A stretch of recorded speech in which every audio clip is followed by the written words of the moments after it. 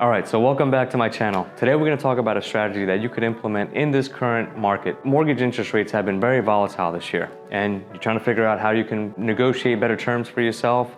You wish that interest rates were lower. Hey, so do I. But we can only work with what we have, and I really hope that this strategy can help you. And remember, these are only examples. It's not an offer to lend. The numbers may not be exact. I did round some numbers, so just keep that in mind. I do have a mortgage license. My NMLS number is 167979. That's important for you to know. So let's get right into it. To begin with, let's talk about the traditional way that people try to negotiate with a seller, right? So in this example, let's say the home is $300,000.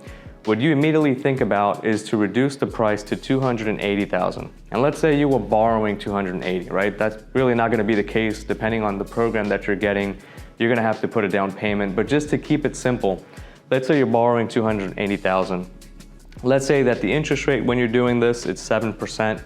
Your principal and interest payment would be $1,862. So I'm not including taxes or insurance. This is probably the way that most people try to negotiate. Now, they might think about putting in some seller credits or seller concessions to assist, but you're probably gonna end up somewhere in this range.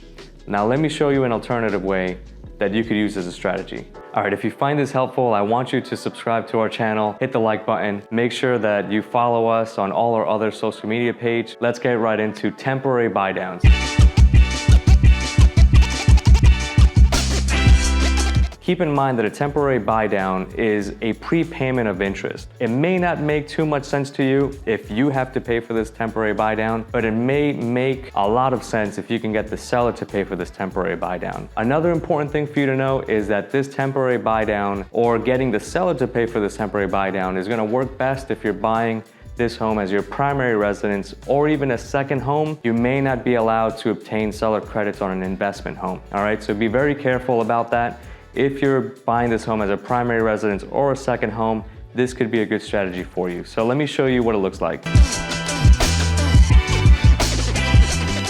So make sure you talk to your realtor or your lender about temporary buy downs because they may not offer it unless you ask for it. They may not even be aware that it exists. It may not even come to them to offer this to you, all right? So temporary buy downs, you'll have three options with the temporary buy down. You have a 3-2-1 buy down, a 2-1 buy down, or a 1-0 buy down. So on the 3-2-1 buy down, what this means is that on your first year, your interest rate is gonna go 3% below the market interest rate. So if interest rates are at 7 right now, that means that you will start with 4% as your interest rate. The second year, your interest rate will go down 2%. So that means that it'll go to 5%. And then 1% lower than the market rate, that means on your third year, your interest rate will be 6%. And then after that, it'll be, let's say 7% until year number 30. In this example, let's say that you're gonna do a 30-year mortgage. On the 2-1 buy down, that means that first year, your interest rate is gonna be 2% below the market rate. So again, in this example, 5%. And then on the second year, 6%. And then the 1-0 buy down just means that you're only gonna have a reduction in your interest rate by 1% on your first year. So your interest rate on year number 1 is gonna be 6% instead of 7%. I did an example here on the 2-1 buy down. That is probably the most commonly used option here. And the numbers that I have provided below are based on a 2-1 buy down, okay? Now, remember, you have the other two options available. Whatever your lender or realtor can negotiate with the seller and whatever your lender can offer you may work differently. But let's use the same example, right? So remember that the payment was $1,862 if you were to reduce the price from $300,000 to $280,000. Let's take a look at what the payment would be if you did a 2-1 buy down instead. All right, so on your first year, we said that your interest rate would go down 2%. So that interest rate would be 5% if it started at 7. So at 7%, the mortgage payment or just the principal and interest payment would be $2,000. Well, on your first year, your payment would be $1,600 because your interest rate is 2% less, saving you $400 a month, which is $4,800 a year.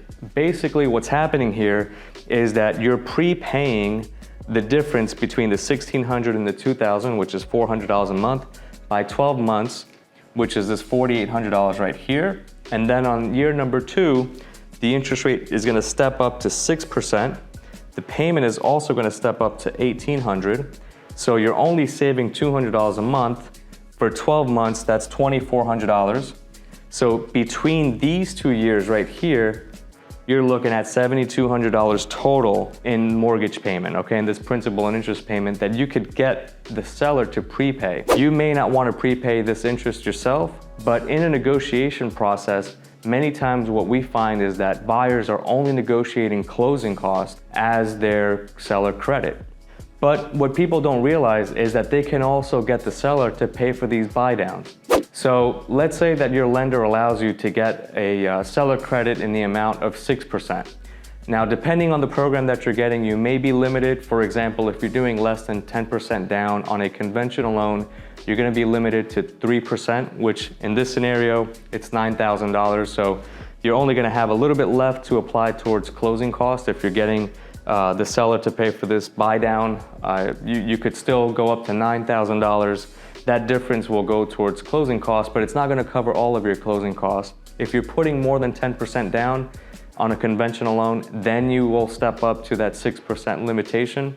Same thing with a FHA mortgage. So if you are getting one of those programs, let's say an FHA with a 6% limit for the credits, or you're putting 10% down or more on a conventional loan and getting 6%, and you can technically get the seller to pay for all of your closing costs, which will be somewhere, let's say between $7,000, $10,000, somewhere around there, plus $7,200 for this buy down, which let's say, $10,000 for closing costs, $7,200 for the buy down, that's $17,200.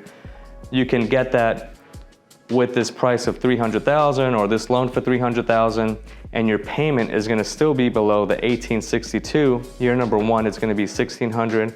Year number two is $1,800. In the short term, you're gonna save more money than just reducing the price by $20,000. Many economists, many people are thinking that interest rates are gonna have to come down in the near future, right?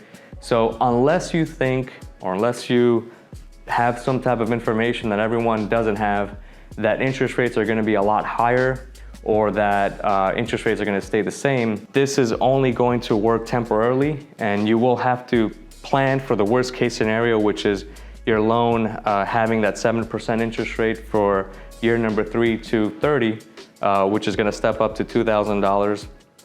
But in the best case scenario, if rates do come down, you will be able to refinance. And what I like about this feature of the temporary buy down is that whatever money is not used from this number right here, you can get back as a buyer, right? So basically what's happening is that this money is coming from the seller, it's being put into a type of escrow account. Every month, the difference between the $2,000 and the $1,600 is being taken away from the $7,200. It's being allocated towards the payment because it's a prepayment. And let's say you refinance at month number 12. So that means that there's still $2,400 left in this escrow account. Well, when you go to pay off the mortgage, you're gonna get the $2,400 back along with your escrow, or the $2,400 can be applied towards your principal balance. So there's really no loss with this option here, and it's gonna work best if you can get the seller to pay for it.